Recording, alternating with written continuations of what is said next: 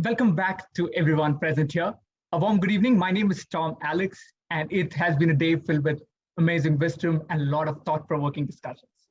As I told you, to put the final icing on the cake, we have with us Mr. Sudhindra Abhi. He tells, digital is his canvas, empathy is his brush. The Chief Design Officer at IBM Interactive Experience, he's passionate about painting positive experiences for people.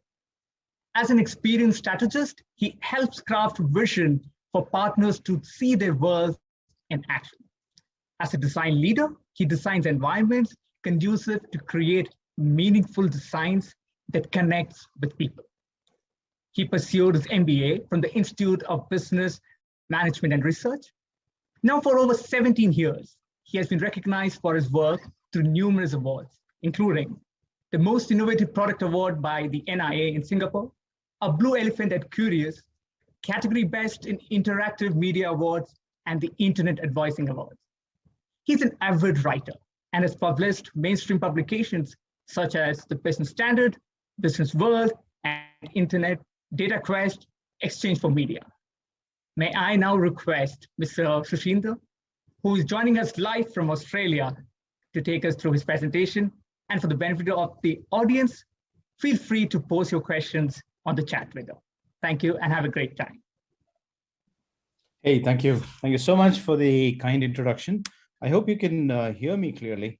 Is my voice carrying through? Yes, sir. Okay, great. Hello, everybody. Good evening. I'm sure you've had a great day so far. So let me begin by sharing with you my story and some of the concepts that I believe will be very helpful to you as you step into the outside world. So let me share my screen. Give me just a second. It's right here.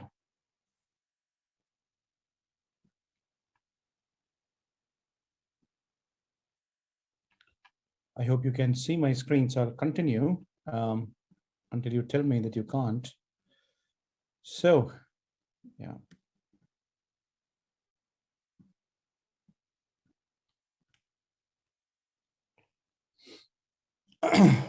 Now that I'm sharing my screen, I can't see the questions. So I hope one of you from the organizers will help me later on. But really, what I'm about to talk is a leadership by design. So the very concept of leadership has changed in the world that we live in. It has been influenced by lots of new factors that is coming in. So I'm going to touch upon that. I'm also going to talk about something very serious that has happened in the recent years. The rise of the force of design in the mainstream. This has not been something we had seen in the past, but now we see the value it brings in. So what happens when you sort of put those two together is where my thoughts are today. I would like to thank the St. Joseph's management for having me over, and I wish you all the very best, and make the most of the 2 days, today and tomorrow. A quick introduction. I work as the Chief Design Officer for IBM iX in India. And what I do really is study people, understand their behavior, understand their needs and aspirations, and design systems that align with them. That's really what I do. And to do that, I need to understand people very deeply. It's not enough to give them tactical stuff. I need to be strategic in the very way in which I approach the work that I do. Because when we are talking about a mobile app today, we are not talking about just a mobile app. We're building an entire system around the technology that we are in, and that is a completely different way of how we approach things. So, for example, one of the things I really believe in is when we look at design, we can become more empathic ourselves. And that's really why I am a designer and how I like to be known as well. And we live today, and I'm very aware that we live today in a multi-dimensional space. All of you, all of us, our customers, our employees, all of us are today inhabitants of a multi-dimensional space. In this multi-dimensional space, we have empathy and engineering that coexist. We have AI, IoT, big data, machine learning, and all of that coexisting in a multi-dimensional space. So what you need to be when you get out there, when you start working, when you start becoming an entrepreneur, when you start being part of teams, leading teams, especially the young professionals out there or young students who are going to be professionals out there, you got to look at things much differently than it has ever been. You need to be a change maker, an activist. I'm sure there are a lot of skills that you're developing. I'm sure people have told you to develop skills of, say, business analysis, for example, skills of marketing and sales and so on. That's very important. But along with that, please do not, ignore these as well. Being a change maker, being a futurist, because the future is not some many years away. The future is actually now. It's tomorrow. It's probably in the next 6 months, and we can see this rapid advent of technology. What it in essence, what it all means is that you need to be a leader today to really make an impact, to be a professional, and that's really my request and my ask of all of us in here, right? But let's look at what is leadership itself. So what does it really mean? There are a bunch of definitions that are there around leadership. So one of them is, of course, leadership is a process of social influence, which maximizes the efforts of others, maximizes the efforts of large groups of people towards outcomes, achievement of a goal, and so on. So that's really one definition of leadership itself. And it is the purpose, another definition talks about the purpose for which something is designed, the very purpose why something exists is leadership. Understanding it, being understanding the essence of why something exists, and then working our way through. But my favorite definition of all is what I came across in one of Robin Sharma's articles, which is how do you most help most people? So that's really for us what we mean by leadership. So when we look at these are all the different facets of leadership, right? We looked at purpose. So there needs to be a purpose, vision, groups of people, teams coming together to achieve outcomes that we want. But that's really what is leadership, isn't it? Now, each one is a loaded word, by the way. It's not easy to find someone's purpose just like that. It's about finding meaning in what we do, and it takes sometimes lifetimes together to actually find meaning in what we do, isn't it?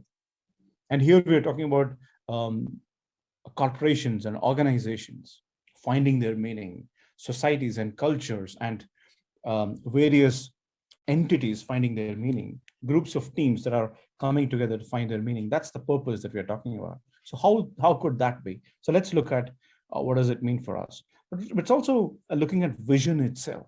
So setting our bar high, but also being realistic about it. What can we do? Being able to see far into it. That's leadership as well. And leadership is not alone. If you're alone, you're not a leader, isn't it? So you're going to be a solo achiever, which is great, but then you're not a leader. We all know that what you can do alone in long amounts of time can be done in much shorter amounts, in a much more impactful way, with much better outcomes when there is a group of people coming together, when there is a team that works. And so how do you empower them? How do you work with them closely is really the stuff of leadership. And then finally, outcomes. So leadership is about outcomes. It's about getting the right kind of outcomes. What are those outcomes? So let's also look at those in just a bit. What do I mean by all of these things? When I talk about purpose, I'm talking about something like this. Let me tell you the story of Carlos Rodriguez Pastor. So he's a CEO of Intercorp in Peru. He used to be a vice president in Citibank in New York, one of the largest banks in the world. Happily, leading his life. It was the early 90s. Happy going on and feeling comfortable and joyous. And one such day, when he was resting in his apartment, he gets a call from his father, Carlos Rodriguez, Pastor Senior. He gets a call from him. The father says, "Son, please join me in Peru. I've bought this bank called the Interbank. So please join me in here." Understandably so, he's Carlos Rodriguez Jr. is reluctant. He says, "I'm already doing pretty well here in the Big Apple, in the best city in the world, in one of the largest companies, in the largest one of the largest banks in the world. I'm already doing well. So why would I want to come to a small place, small bank?" And then his father says to him something really important, which changes the way he thinks. He says, "Don't think of my bank, the Interbank, as a small bank. Think of it as the 25th largest bank in Peru." So he reorients himself. Carlos Rodriguez Jr. reoriented himself. And then he realized that that's a very different way of thinking. You can be, out of 25 people or 25 banks, you can think of yourself as the smallest bank, or you can think of yourself as the 25th largest bank, and that can do wonders. So this was in the early 90s, and then that particular conversation makes him leave Citibank and join the Interbank. And today, Interbank is the fourth largest in Peru, but more importantly, it's it is the most profitable, and by far the most profitable. They were the first ones to introduce internet banking. They're one of the most innovative banks around Peru.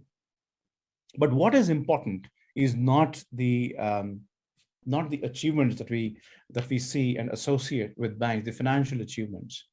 What is important is to see the purpose. That was very endearing and very inspiring. What he says here is that if his belief is that if you make the middle class families stronger, we can have a longer lasting democracy. And that is a telling statement, because we're talking about a country which has seen 22 coups, military coups, in about 100 years. So democracy that we take for granted is not something that so easily available for them. It requires a serious commitment. And that's what he's gone after. His ideal that is democracy is something he has gone after. That's the purpose with which he has started and worked with the Intercorp group as well. The group caters to a lot of middle class related aspirations and goals and needs. So they have schools, they have supermarkets, everything where a middle class visits is what their whole company is around. And that is why it is what it is today. They've created human-centered innovation labs and constantly looking to improve the lives of Peruvian families. That's the kind of purpose I'm talking about. Let's look at vision as well. So what vision mean to all of us? So we must have always seen vision statements that's out there for, in companies, colleges, in all, the first thing that anybody does, even if they put up a small startup, is put their vision and mission together. So what does it really mean, right? Vision is a goal that is lofty, but realistic, has a deadline to it, and also gets a large number of people aligned towards that. It is something that we, as a certain set of people, believe in and go after. Now, Patagonia is a company, and the vision of Patagonia is where, for me, was very inspiring. That's why I'm sharing with you. The kind of vision that I'm talking about is this kind of vision, which was demonstrated by Patagonia. So it's a hiking and equipment company, clothes company for hiking and adventure sports in the US. Now, interesting thing is they make money by selling these clothes, these garments for hiking and adventure sports. Any company that does that, um, would want to be the best in the business, want to sell more, create new brands, and then inspire people and ask them to consume even more of their products, because that's their sales strategy, really. But what Patagonia did was a very it's almost like the opposite of what everybody else does. So they kind of took a step back. They said, hey, when we are creating all of these different equipment, we are also stressing on the environment a lot. We are giving a lot of stress to the environment. We are wasting a lot of water resources. So what is it that we can do? So their vision could have been, I want to be selling even more of these, and then, helping the adventure sports lovers um, buy and go even more further. And I could have a vision around selling this many pieces of clothing. But their vision was to how the problem they were set about solving was, how do I reduce the stress and the impact on the environment through what I do? That's what was their vision, or the problem that they set out to solve, which was against their business strategy, in fact. But it was more important to consider the planet than the business. That's the way they thought about things. So they created a whole new business unit called the Wornwear. Now, Wornwear is simply, as it says, it's about actually repairing the clothing and other aspects that you buy from Patagonia. So people who have that, who have already bought Patagonia, need not discard it simply because there is a slight damage to that. They can come back, bring it to Wornwear, and take it back. So this is something that does not talk about business logic, really, right? Um, the business sense says that you got to sell more and more. Don't do the Wornwear because people will buy new one because it's damaged. But they went and did the opposite. It may not make business logic, but far more important than business logic is planet logic, and that's what they look at. They looked at, and today you can see. I'm telling you this story, sitting thousands of miles away from them. Is that not great brand experience and business logic? It is, because this kind of thinking is what makes a difference in the world today. And more people are aligning to values of people and values of businesses. So that's the vision that Patagonia had.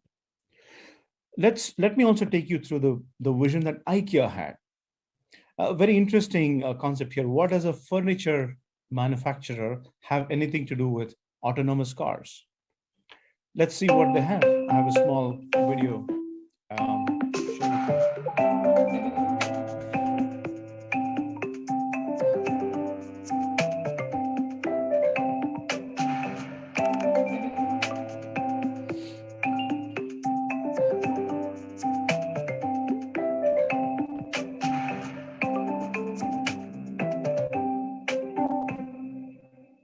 Spaces on Wheels is a project that IKEA created when autonomous cars, you know, in terms of looking at the autonomous cars and how they can be really playing a role in our world today. So the problem they set out to solve was, um, if autonomous cars become a reality, what are the things that we can do with it? We could have a mobile healthcare unit. We could have a mobile hotel. We could have a mobile cafe, mobile office. There's so many things that we could do. So how does the furniture around all of these different spaces work on autonomous vehicles is the concept that IKEA is working on. And you can see that in here. That's the vision that they have, not about selling more furniture, but actually about how do you bring together various different concepts to really change the game in the space. Center for Humane Tech is a great company that's out there in the US. It's if you've seen the movie Social Dilemma, it was actually made by these folks. So let me show you a couple of things that they are working on, and then continue the conversation on vision. If you're like me, you've too often been sitting in an airport or crammed onto a middle seat of a plane at some horrid hour, either late at night or early in the morning, and you're thinking to yourself, why didn't I just spend those extra $40 on that other flight? We like to think that we're making conscious choices, but when we're all in a rush, the more we rely on the menus in front of us. Hipmunk is a travel website that recognized this, and they let you sort choices by human values. It's not just price or duration, but they let you sort by agony. They do this because they ask themselves, what is sorting for a price or duration about? It's not just about the raw numbers, it's about the human experience and values behind travel. So it's important to ask ourselves, what are the human values at stake in this choice? Another example where technology can help us live by our values could be when you're looking for directions from point A to point B. Of course, we know we could walk, but what if, since you've told your phone in your settings that you've been wanting to exercise, it put a choice on life's menu that said, or you could walk, and here's the fitness goal you could achieve by doing so. Or maybe in your settings, instead of valuing exercise, you've said you valued productivity, so it offers up a podcast you might like to finish in that time. 28 minutes left in the podcast, 30-minute walk, it's on your team. There could be menus that sort choices by what matters to you. We can upgrade the goal from getting to point A to point B efficiently to getting from point A to point B well. And remember, no one decides what well means to you but you. What if technology was on your team to help you live by your values? Isn't that such a different kind of thought, right? What if technology was on your team? And that is really the difference that we see here. Let's look at one more example and then see what. Right now, we often lack choice in technology when we relate to other people. Let's look at an example of messaging, interpersonal communication, or chat. We all face this situation where, let's say there's two people, Nancy on the left and John on the right. And John remembers, I need to ask Nancy for that document before I forget. And there's this all or nothing choice, because if he doesn't ask her right now, he is going to forget. So John either holds on to that thought and is left with the burden on his mind of remember to ask Nancy or remember to ask Nancy, or he can get it off his mind and interrupt Nancy. So what does he do? He bulldozes her attention. And that's what we're doing all the time. We're bulldozing each other's attention with text, with chat, messaging, and all sorts of digital interpersonal communication. And every time we do that, there's a serious cost. There's a woman named Gloria Mark at UC Irvine who does this research on interruption science. And her research shows that it takes us about 23 minutes on average to resume our focus after being interrupted. It also shows that if we get a whole bunch of external interruptions in an hour, the next hour will self-interrupt ourselves more. And maybe you can relate to feeling like you've lost your whole day to a combination of interruptions and self-interruptions. So how do we fix this? Let's say we introduce Nancy with a new choice, and Nancy can mark that she's focused. Now, John still needs to ask her for that document, except now when he hits send, he sees that it will hold the message and deliver it as soon as Nancy is no longer focused. Now, you're all probably thinking, wait a second, Nancy would never do this because she's worried she's going to miss something. And what if there's something important or an emergency? But what if that's all communicated up front, and she knows John has a way of escalating any message? She can be focused and know for sure that if something important comes in, she'll get the interruption she needs. What this creates is, instead of mindless or accidental interruptions, there's conscious interruptions, right? It's also changed the design question. We've changed the goal from let's make it really easy to send a message to one another, which is a pretty good goal. But we've upgraded that goal to help people communicate with each other well. What if technology was on your team to help you live by your values?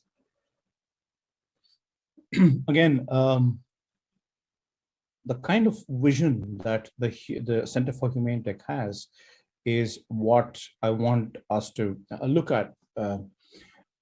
It's not about doing these cool things, but also doing things that are meaningful and that enables people to go with their choices, as well as making sure that when the technology is not created for the sake of it, but really to change the game, to be a differentiator, to help, and like the way you put it on the video, to be on your side of the person who's using it. That's what we mean by vision. When I say visions, I'm talking about all of these things that are coming together. How do you visualize your future? How do you how do you envision it? And how do you get large numbers of people to align with it is really what is leadership all about. That brings us to teams, groups of people that are working together.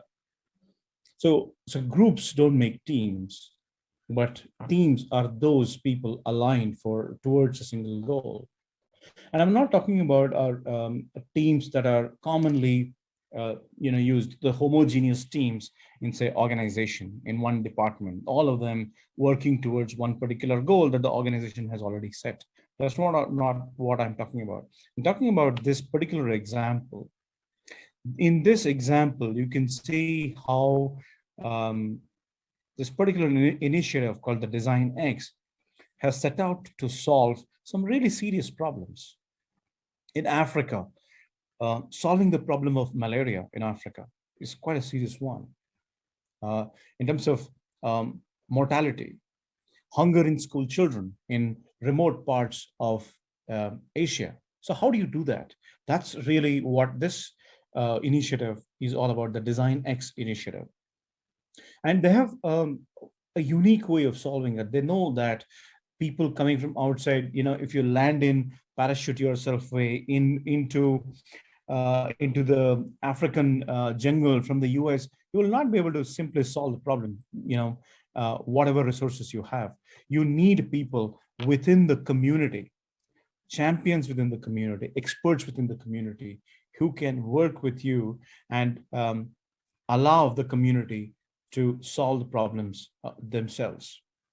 It's about facilitating these changes and solutions that one can have in these kind of complex problems. So that's what is leadership all about. How do you align all of these different communities, community experts with different kinds of goal, ways of working and cultures, all of them, how do you bring them all together into,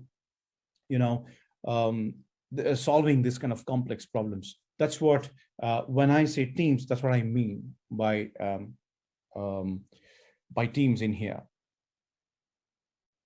But lastly, we also come to outcomes, right? The kind of goals that we want to that we've set out to achieve through leadership, the kind of outcomes we want.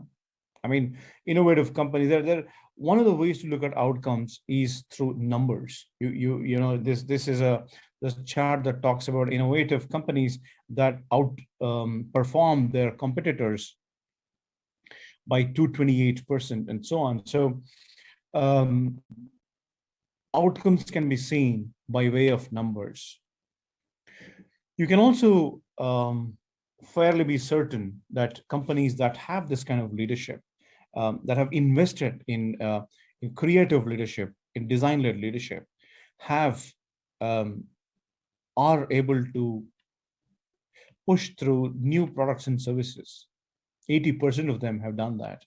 80% of them have entered new and international markets. They've increased their market share as well. So one of the ways to look at outcomes and goals is by numbers and revenue, which we are all accustomed to, which we don't need a lot of lessons for. That's something that's already built into the organizations of today.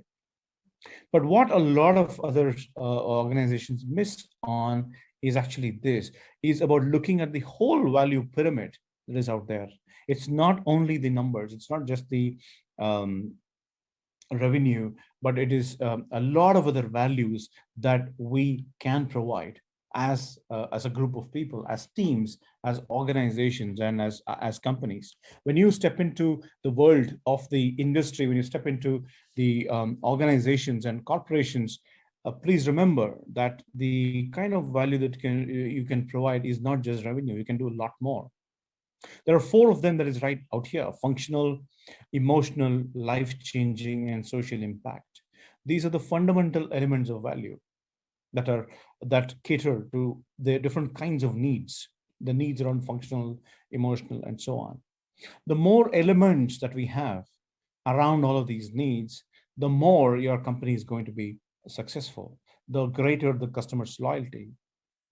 And what are those, some of those elements of value? You can look at the functional one: simplification, saving time, reducing effort, avoiding hassle. You know, Uber does all of that. Yeah. So it has satisfy your functional need, but it also satisfies your emotional need to a good extent. It reduces anxiety. You have the driver's picture right in front of you. You have his number, you have a story that comes around of the driver, how many trips he has gone, his star rating, and so on. So it also satisfies your emotional need. Can we go further and look at, does it also change, does it also have a life-changing need? And can it create, and can our products and services create the kind of, social impact that we would want to create? Take the example of Headspace. It has seriously made people understand themselves a lot better. It has created it has made meditation cool. Such an ancient concept of meditation, Headspace has made it very cool, thereby actually creating a social impact like no other. So there's a few other examples. I also spoke about Patagonia earlier. So when we are talking about value, we're talking about all of these things that are built into what we can actually do.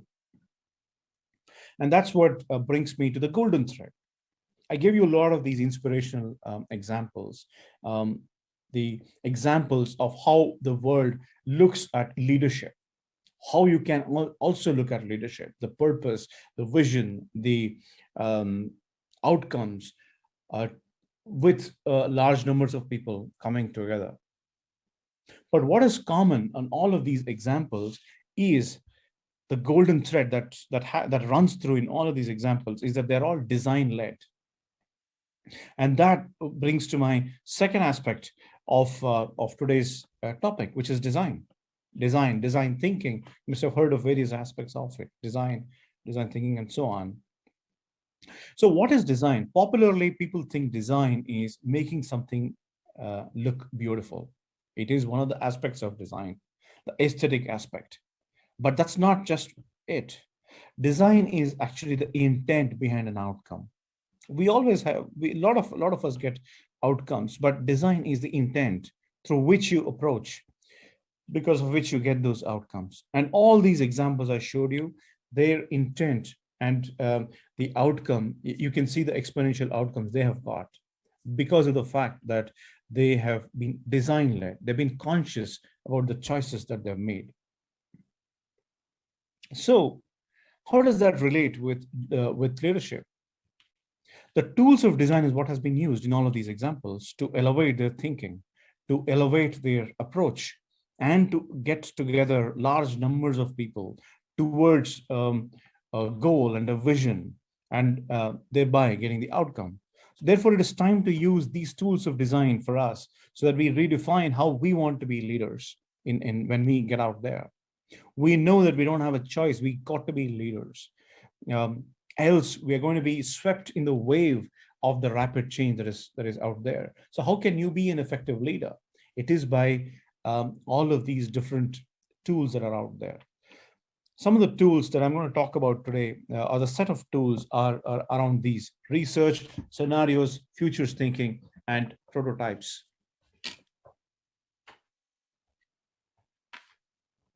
So these are the four set of tools that I'm going to talk about today, but there is a lot more when you start looking at it. So when you look at research, we're talking about various tools that understand people really deeply. So for example, you could create a persona. I'm sure a lot of us would have heard of personas, right? It's about understanding people deeply. You look at their goals, needs, and so on, and look at their aspirations, their personal attributes, and so on. You understand them further through what we call as an empathy map canvas. Empathy is such a um, soft feeling that is out there. How do you even codify it? It's very difficult to codify empathy. But the closest we can come is by using these kind of tools. This is called the empathy map canvas. You can understand what one is seeing, hearing, what are they doing, what are they saying, what do they think and feel. So it's the closest you can come to understand a set of people that are going to be out there. Through the persona and empathy map, you have a deep understanding of what one or people are thinking about. And therefore, you could align them into your vision a lot more better, and therefore you can get your outcomes a lot better. But an important point here is to not restrict ourselves into just looking at these individuals or sets of people. We got to go beyond that. We got to look at the whole aspects of partners and customers and employees, but also look at the business. What kind of purpose that they espouse? What kind of brands that they have? What is their vision? What the entire business ecosystem? The culture that these guys belong to, cultural aspects, as we know, is so very important today than ever before. Running a cultural scan will tell us how people think so very differently in various cultures that they're born in. There are cultures and there are microcultures. There are these small sets of people, that are so different from, and their behaviors are so very different from the larger set. But don't forget the planet.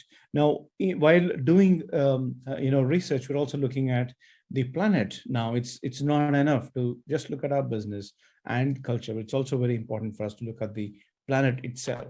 So research allows us and gives us those tools to look at all of those things. As I said, the personas and empathy map, but also look at in a much larger level. A lot of you are going to do a lot of research, but don't stop at market research, which is out here, the micro environment, the competition, and so on. Also look at the macro environment. Look at the social, legal, ethical, the demographical, political trends that are around you, the environmental, economical, and technological. Technology is one of the biggest disruptors of today. Just like people and political leaders made decisions based on economy and military a few years ago, today technology is the third force because of which people are making those decisions. And making, world is changing because of technology quite seriously. So it's important to understand the macro environment, the social landscape, the political landscape, and so on. When you do that, you get trends, you get signals that you can use to build on research and build out scenarios that are important. Another tool, very important tool for us when we use design is the tool of scenarios.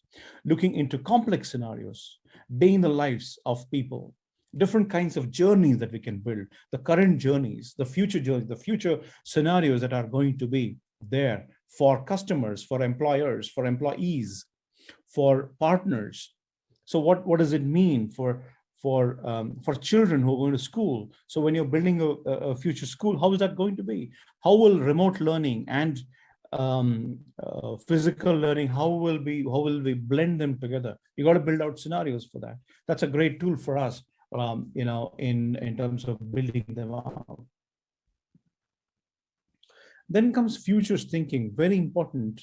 Again, hardly used. This is something that's going to change the way we actually approach work. Futures thinking is so important today than ever before, because we don't know enough about the future. We probably are in a place where we don't know a lot about what's going to happen. in the future today. Therefore, it's important that we start looking at futures thinking. Since we don't know, we can start mapping what can be done. So you're not only looking at the current future, but also looking at the near future and the far future as well, across all of these different horizons. You can do that by various methods. One of them is backcasting, because any time in history would have had different kinds of possibilities, and then there was one possibility that emerged from there. In any time in history, same thing now. There are multiple futures that are possible from today. But what is our preferred future? What do we want us to have? What do we want our children to have? What do we want for the earth to have a few years down the line? What is our preferred future?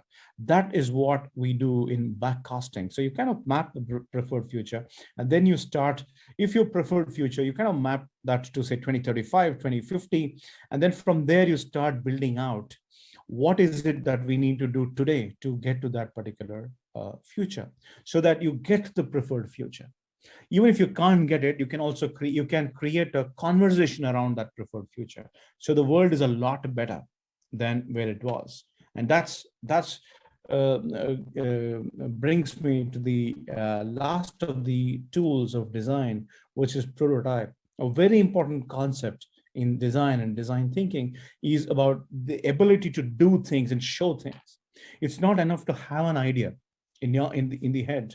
It's not even enough to just draw it out on paper and then hope that we've got it.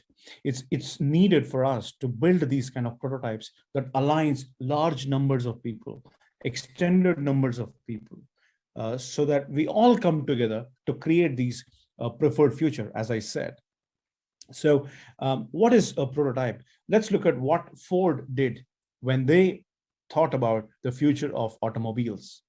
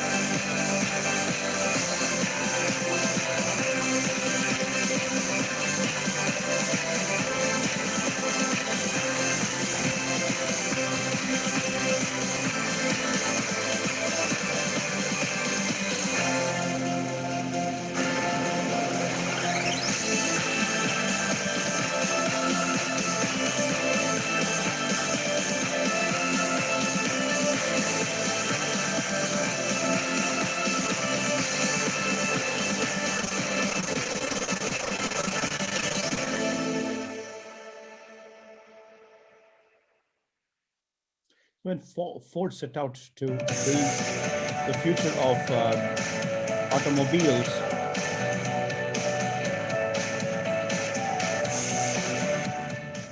so Ford set out to build the future of automobiles. Instead, they built the future of cities, because that was the future of automobiles.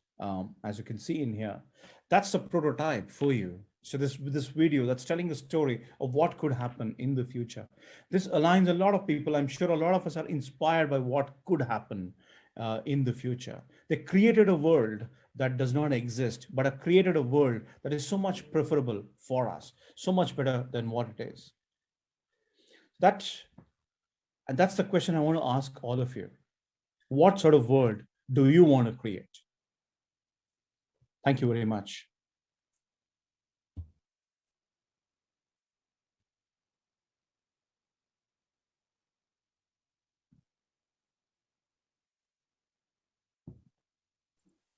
Thank you. And if there are any questions, we're glad to take it if we have time. Thank you so much, Mr. Sudhindra. I will now open the floor for Q&A. We have our first question with Mr. Anto. Anto wanted, and the question is, are we taking radical steps to reach to the preferred future, wherein we want the Earth to be a greener planet, telling in the picture of curtailing global carbon emissions? Yeah, so a great question in here, right? Are we taking radical steps? There are multiple questions in that. It's kind of a loaded question. Are we taking radical steps? Probably not enough. We got to do it, and that's exactly what I'm out to ask of all of you, tell all of you. But there are steps that are being taken from large organizations. Unilever is a great example. IBM that I work for is another great example. Lots of organizations are taking those steps to reach to this preferred future. But it's important to actually see what is the preferred future. Right now, there is no clarity on that. We don't yet have it.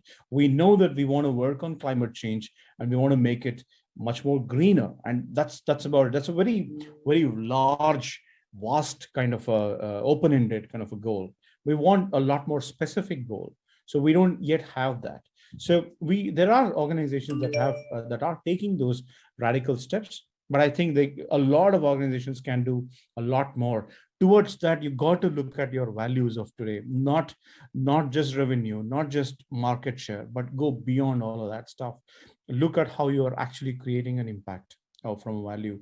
So that's in the hands of all of us. What is a company? What is an organization? It's nothing but it's a set of people that are out there.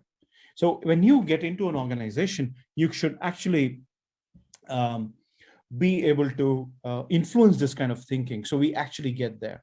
So yeah, that's what my response is. Yes, there are some radical steps taken by some organizations, but probably there's a lot more that we can actually do. And when we collectively come together and influence our sphere of influence wherever we can, I think we will start taking radical steps. Okay, thank you so much, sir. The next question is, as a designer, do you think that the current technology is designed for distraction?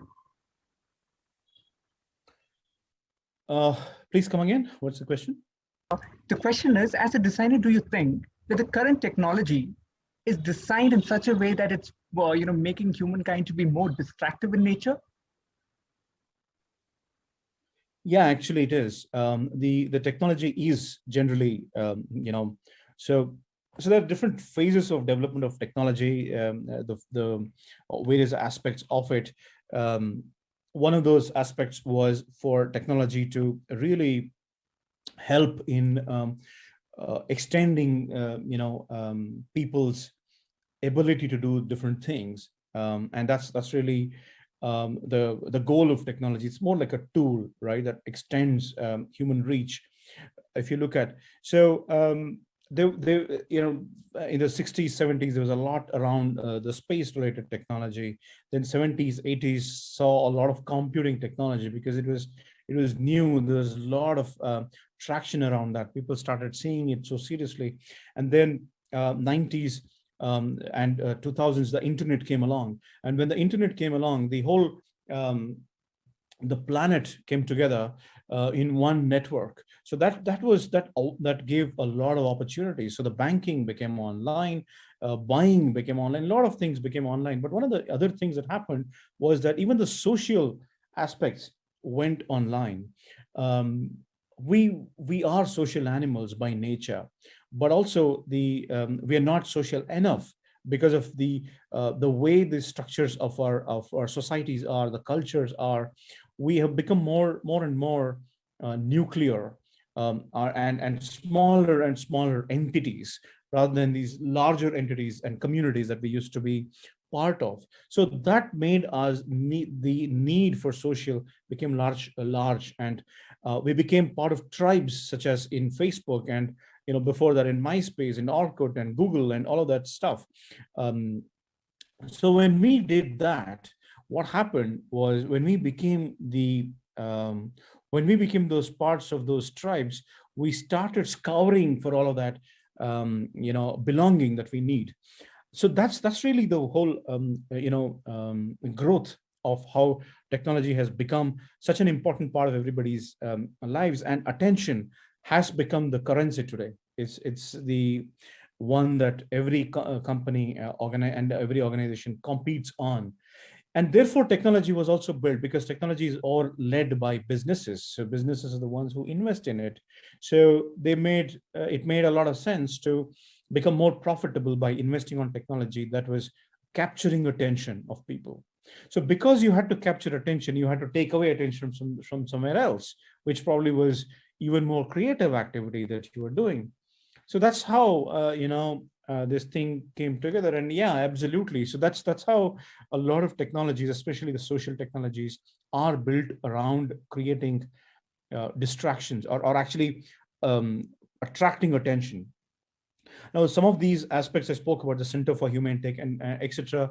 So they are working towards reducing those and making people more conscious. Because of their work is where you see the movie Social Dilemma, and you see Netflix and YouTube and others actually catering to that, to reduce the distractions and increase the more important human aspects of it, the creativity. It's been shown by research that when you're more creative, you feel more fulfilled. When you have more gratitude, when you are more calmer, when you're mindful, there is a lot of benefits that you can get, and so on. So these technologies were not helping there, but the very same technologies can be now employed and are now being employed towards those activities of human beings. So yeah, it's not all is not lost, or not everything is to be worried about. But there is definitely that problem, which is hopefully going away sooner than later. Yeah, long-winded answer, but really, that's what technology and the role of technology in our society is today. All right. Thank you so much. Just a follow-up question to the same thing. I love the way you told technology is a wonderful tool. So I just want to know, how are you designing your own daily life to make technology as a great tool, not as a distraction? And I think it would be pretty helpful for youngsters who are always glued to technology. Yes, so yeah, that's a great question, and all of us struggle with it. I also struggle with the fact that I'm also so distracted with the innumerable number of things that one can do. So there is that conscious, you create conditions, and that's what I try to do: create conditions where you are not distracted. So you kind of have to create that condition that is very relevant and personal to each one of us. And I try to create those conditions where I'm not distracted. So I kind of take up work. I do learning and courses, as opposed to getting on to things that are probably easier. There is a friend of mine who has decided to not go into any of these OTT platforms for the last 2 years. I guess he's been doing that, just staying away from it. So it requires discipline. It requires a lot of grit, and staying true to that. It is difficult. So it's about creating those conditions, especially in children, right? So I see a lot of children getting distracted with mobile and other things, which sucks away their whole creativity.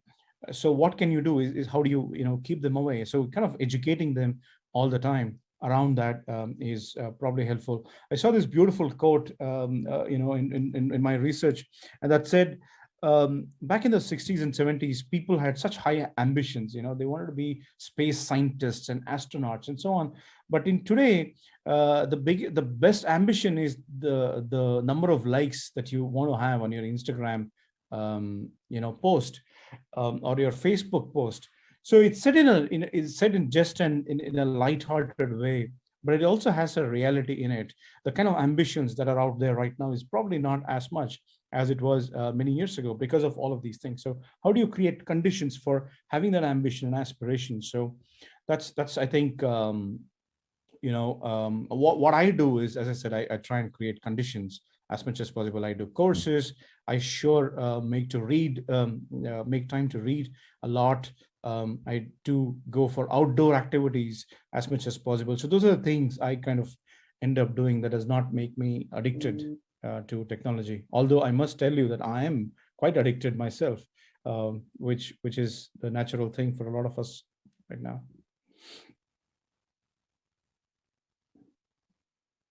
All right. Thank you so much. And that was pretty insightful.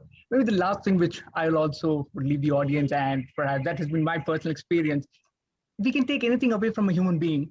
The last of the things which we cannot take from him is his choice. So do you think choice actually plays a quite vital role? The power to choose, to be addicted or to make it as a tool? Maybe that's the final question. We'll close with that. The power of choice. Yeah. Yeah, absolutely right. I think it's us. So I think the dangers are very clear. I mean, you don't want to be spending a lot of time, on something that you're not super productive on. So it just sucks away a lot of times. It's better to make the choice of the right thing. So yeah. All right. Thank you so much, Mr. Shashindra. Digital is indeed your canvas, sir, and empathy is your brush. Because what a beautiful picture you painted for us, merging both leadership and design, taking us all through the theory and making it a seamless experience for us to the pillars of leadership, namely purpose, vision, teams, outcomes, and to the principles of design itself, research, scenarios, future thinking, and prototyping. It was indeed a great honor and pleasure to have listened to you. Thank you so much. Thank you so much for joining us live from Australia. Thanks a lot. And we wish you all a great time ahead. On behalf of the SGIM family, I extend my heartfelt thanks to you. Thank you so much, sir. Have a great time. Thanks a lot for having me. Thanks a lot. Bye-bye. Have a great day.